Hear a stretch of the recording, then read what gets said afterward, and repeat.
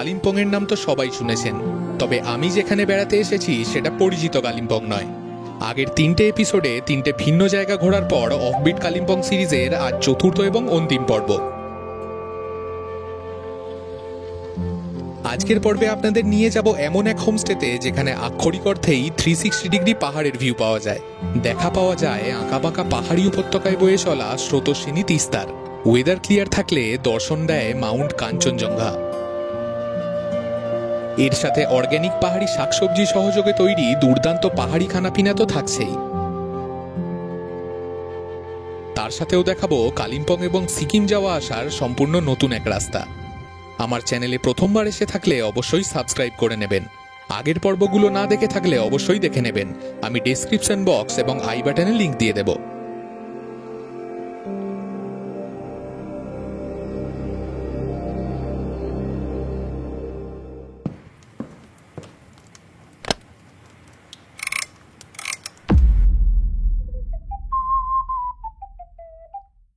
সুপ্রভাত। আজ 14ই মে 2025।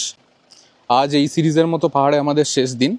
আজকে এই খাড়কা গাঁও থেকে বেরিয়ে অন্য একটা হোমস্টেতে যাব, সেটা এই সাংসাইয়ের মধ্যেই। আমাদের প্ল্যান হচ্ছে কালিম্পং বাজার কিছুটা ঘুরে নিয়ে তারপর আমরা ওই 360 ভিউ হোমস্টে, ওটার নাম, ওখানে যাব। তো ব্রেকফাস্ট সেরে নিয়েছি, এখন নিমেশ ভাই গাড়ি রেডি করছে। এদিক থেকে ভিউটা দেখুন, তিস্তা নদীর প্রায় প্রত্যেকটা বাঁক দেখা যাচ্ছে, ক্যামেরাতে আসছে না বাট চোখে দেখতে পাচ্ছি। লাস্ট দুদিনের তুলনায় আজকে ওয়েদার অনেকটা ক্লিন। এইদিকে এই রাস্তাটা ধরেই আমরা ওই পঞ্চমী ফলসে গিয়েছিলাম গতকাল। এখানে দেখুন এই রাস্তার ধারে এনারা কি সুন্দর ফুল গাছ লাগিয়েছেন।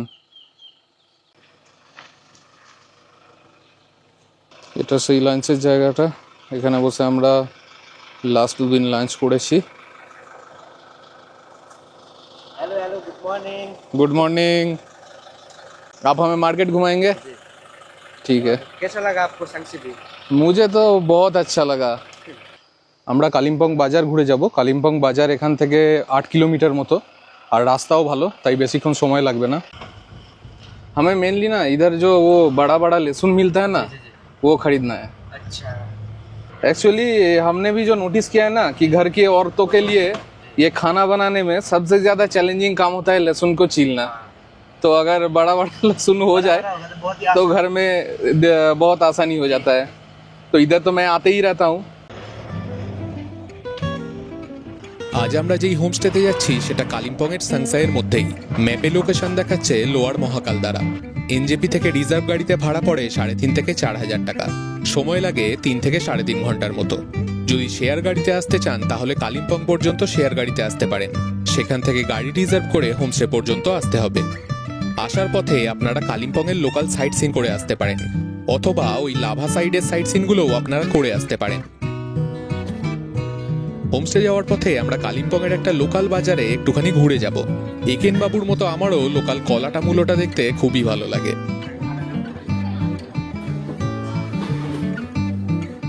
এটা কালিম্পংয়ের একটা লোকাল মার্কেট, মূলত স্থানীয়রা এখানে বাজার করেন, টুরিস্ট খুব কমই আসেন। ভারতের আর 5টা জায়গায় বাজারের চেহারা যেরকম, এখানেও দৃশ্যটা ঠিক একই রকম।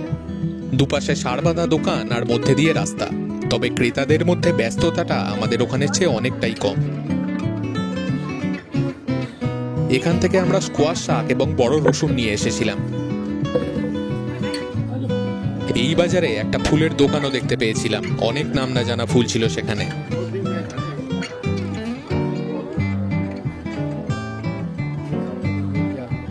আর ইনি সেই ফুল দেখে আর লোভ সামলাতে পারেননি।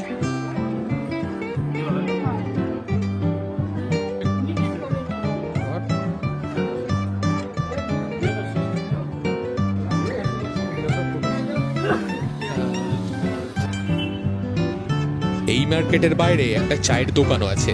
এখানে প্রিমিয়াম টু রেগুলার সমস্ত ক্যাটাগরির চা অ্যাভেলেবেল আছে, প্রাইস ঠিকঠাক। আমরা এখান থেকে একটা কাস্টমাইজ ব্লেন্ডেড চা নিয়েছিলাম।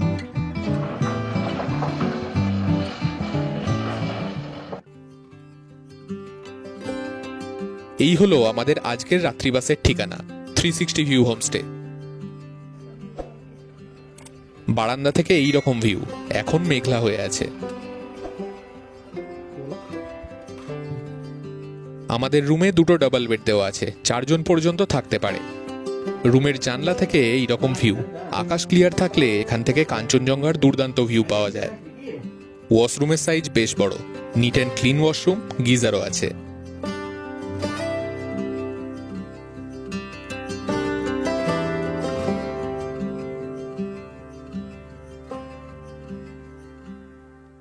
এই হোমস্টেটার নাম জাস্টিফাইড।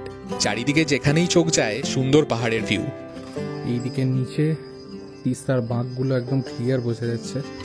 এখন ওয়েদার যদিও বা প্রচণ্ড ফগি।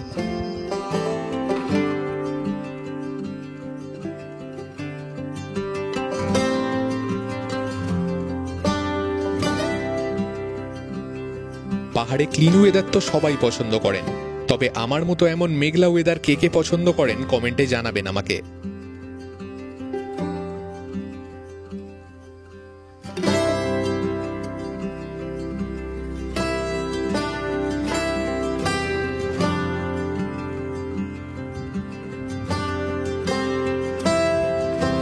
কিছু সময় পরে লাঞ্চের জন্য আমরা এনাদের কিচেনে গেলাম। লাঞ্চে আমাদের দেওয়া হয়েছিল স্যালাড, ভাত, ডাল, বিনসের ভাজি, পাঁপড় এবং মাছের কারি। দুর্দান্ত খেতে ছিল এই মাছের কারিটা। এনাদের প্রায় সব রান্নাই তৈরি হয় অর্গানিক পাহাড়ি ফসলের থেকে। প্রত্যেকটা আইটেমের টেস্ট দারুণ।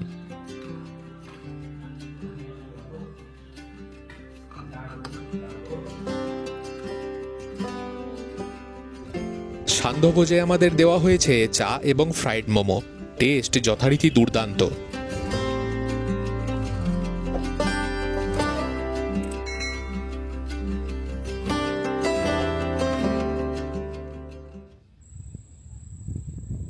রাত্রে এখান থেকে ভিউটা দেখুন, মনে হচ্ছে পাহাড়ের গায়ে কেউ হাজার হাজার টুনি বাল্ব লাগিয়ে দিয়েছে।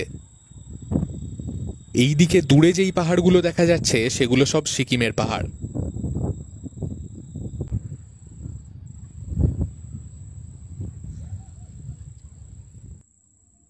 ডিনারে দিয়েছে আলু ভাজা, স্যালাড, রুটি এবং চিকেন কষা। খাবারের কোয়ান্টিটি দুজনের জন্য যথেষ্ট বেশি। এনাদের হোমস্টের প্রত্যেকটা খাবারের স্বাদ অসাধারণ। এখন ডিনার করে ঘুমিয়ে পড়ব, কাল সকালে উঠে দেখব কাঞ্চনজঙ্ঘা দেখা যায় কিনা।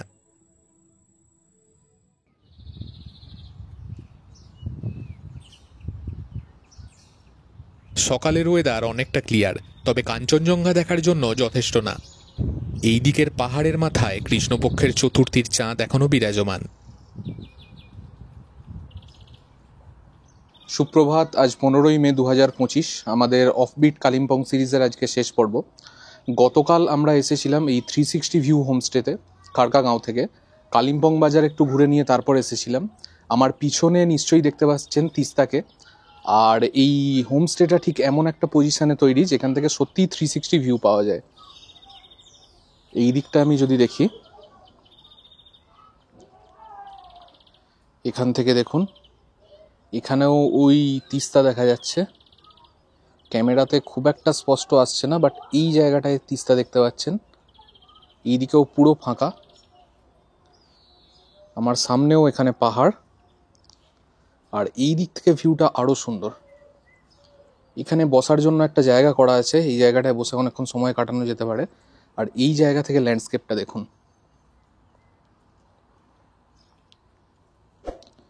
এইখানে তিস্তা বয়ে চলেছে, এইদিকে নীলচে পাহাড়, মেঘ, আর কি চাই।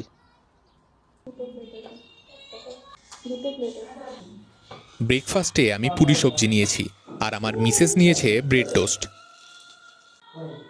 ডাইনিং রুমের জানালা থেকে আজ এই রকম ভিউ পাওয়া যাচ্ছে।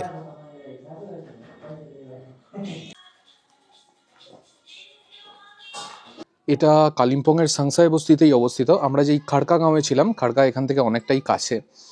এই এরিয়াটা কাছাকাছির মধ্যে ঘুরতে চাইলে আপনারা এই 360 ভিউ হোমস্টে যেই জায়গাটায় আছে, এই জায়গাটা মানে সাংসাই, খাড়কাগাঁও এবং ফিক্কালেগাঁও ঘুরতে পারেন। এখানে নিমেশ ভাই চলে এসেছে। गुड मॉर्निंग भैया। गुड मॉर्निंग कैसे हैं? आज आपका लास्ट डे। आज लास्ट डे। अलविदा कहने के लिए आया हूँ आज के आपके साथ। चलिए, तो मिलते रहिए, फिर से विजिट कीजिए। बिल्कुल बिल्कुल। Bye. Okay safe okay. Journey. Call कीजिए। हाँ, बिल्कुल बिल्कुल बिल्कुल। बाय बाय दादा। Bye bye. ও নিমেষ গুড বাই বলতে এসেছিল। নিমেষ আমার সাথে গতকাল থেকে প্রায় সব সময়ই আছে। এখানে ও আমাকে ড্রপ করতে এসেছিল, এখানেই থেকে গিয়েছিল। আপনারা এলে নিমেষকে যোগাযোগ করতে পারেন, এই এরিয়ায় সমস্ত কিছুর ব্যবস্থাও করে দেবে। আর ব্যাপারটা এরকম না যদি ওর থ্রু আপনারা কোনো হোমস্টে বা কিছু বুক করেন কোনো কমিশনের ব্যাপার আছে, আপনারা ডিরেক্ট এলে যেই রেটটা পড়বে ও যদি করে দেয় তাতেও সেমি রেট পড়বে। ও প্রচণ্ড হেল্পফুল, আপনি যদি ওর সাথে ট্যুর করেন ও আপনাকে যে কোনো বিষয়ে হেল্প করে দেবে। ওর নাম্বারটা আমি ডেসক্রিপশনে দিয়ে দেবো। কালিম্পং ঘুরতে চাইলে বা দার্জিলিং সাইডেও গাড়ি নিয়ে যায়, ঘুরতে চাইলে ওর সাথে কন্ট্যাক্ট করতে পারেন।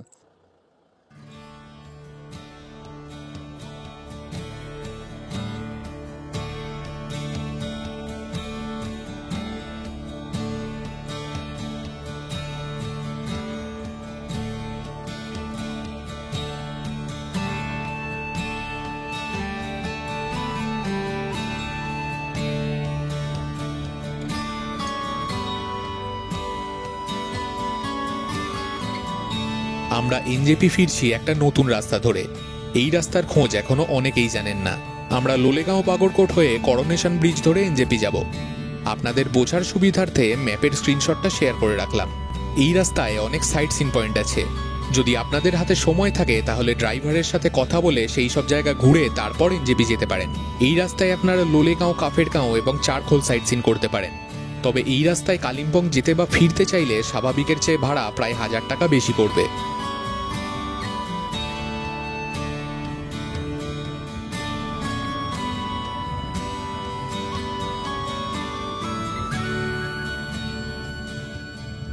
আমরা লোলেগাঁওয়ের বুদ্ধা পার্ক ঘুরে এনজেপি যাব।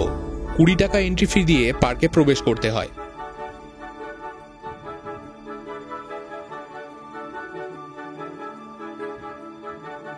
পার্কের একদিকে আছে তথাগতর মূর্তি এবং প্রেয়ার হুইল।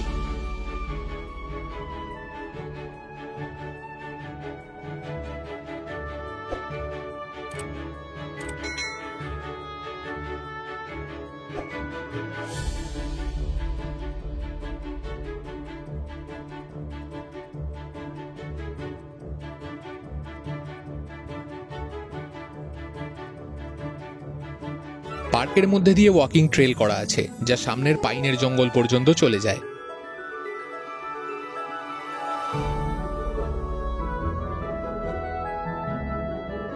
এইরকম ছোট ছোট কিছু টাওয়ারও করা আছে। অনুমান করা যায় ক্লিন ওয়েদারে এখান থেকে ভালো ভিউ পাওয়া যাবে। এই পার্কে বিভিন্ন প্রজাতির প্রচুর ফুল গাছও আছে। যারা ফুল ভালোবাসেন তাদের এই জায়গা খুব ভালো লাগবে। লোলেগাঁওয়ে বেশ কিছু হোমস্টেও আছে, আপনারা চাইলে এখানে থাকতেও পারেন। পার্কে কিছুক্ষণ ঘুরে নেওয়ার পর আমরা আবারও রওনা দিলাম। আমরা সেবকে গিয়ে লাঞ্চ করব। এই রাস্তায় খাবার চাইলে লোলেগাঁওয়ে পাবেন, তারপর একেবারে সেবকে গিয়ে পাবেন। এর মাঝে কোনো দোকানপাট নেই। অপূর্ব সুন্দর এই পাহাড়ি রাস্তা, হঠাৎ করে দেখলে মনেই হয় না যে উত্তরবঙ্গের পাহাড়ে আছি।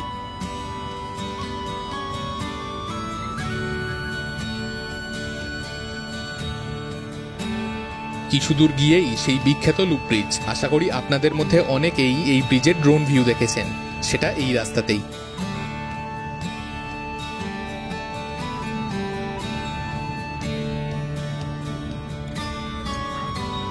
এই হলো সেই বিখ্যাত করোনেশন ব্রিজ। তিস্তা নদীর উপর নির্মিত এই রোমান আর্কিটেকচারের ব্রিজ তৈরি হয়েছিল 1941 সালে।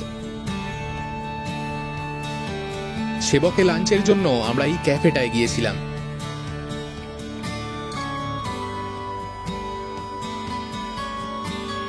আমরা নিয়েছি একটা ভেজ থালি, একটা ভেজ ফ্রাইড রাইস এবং তন্দুরি চিকেন উইংস।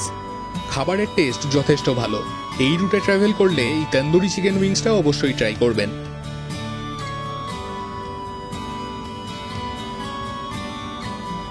আজকের পর্ব কেমন লাগলো তা কমেন্টে অবশ্যই জানাবেন। ভিডিও ভালো লাগলে লাইক করে দেবেন। আপনাদের বন্ধু বান্ধব এবং পরিচিতদের মধ্যে এইরকম ভিডিও যে দেখতে ভালোবাসে তার সাথে ভিডিওটা শেয়ার করে দেবেন। এইরকম ভিডিও আরো দেখার জন্য আমার চ্যানেল সাবস্ক্রাইব করে নেবেন। আমি দ্য ফ্লপ এক্সপ্লোরার আরো একটা নতুন ভ্রমণের গল্প নিয়ে ফিরে আসছি পরের পর্বে।